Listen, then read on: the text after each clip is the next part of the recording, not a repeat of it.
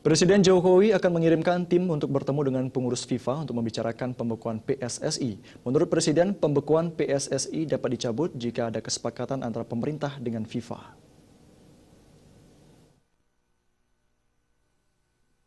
Kapan pembekuan PSSI akan dicabut? Ternyata masih menjadi teka-teki.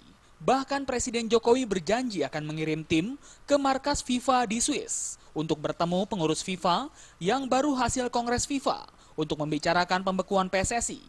Hal tersebut disampaikan Presiden usai menyaksikan penandatanganan kontrak kegiatan strategis tahun anggaran 2016 di kantor Kementerian Energi dan Sumber Daya Mineral.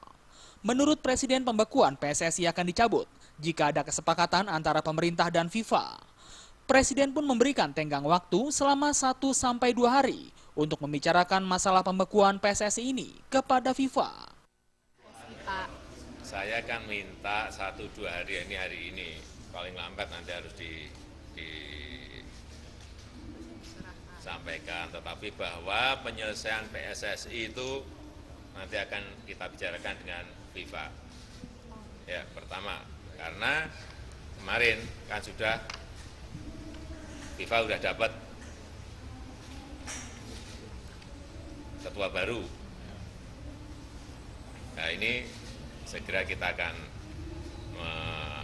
mengirim utusan untuk membicarakan masalah PSSI. PSSI harus ketua baru juga, Pak. Kemudian mengenai pencabutan pembekuan PSSI, ini tentu saja segera akan dilakukan setelah nanti kita ada kesepakatan dan bertemu dengan FIFA mengenai agenda reformasi di PSSI. Sebelumnya, Presiden juga sudah memerintahkan Menteri Pemuda dan Olahraga Imam Nahrawi untuk mengkaji pembekuan PSSI. Kepada media, Imam mengatakan akan menyerahkan hasil kajian tersebut kepada Presiden pada pekan ini. PSSI dibekukan lantaran Menpora geram kepada PSSI yang dianggap tidak menindaklanjuti keputusan BOPI.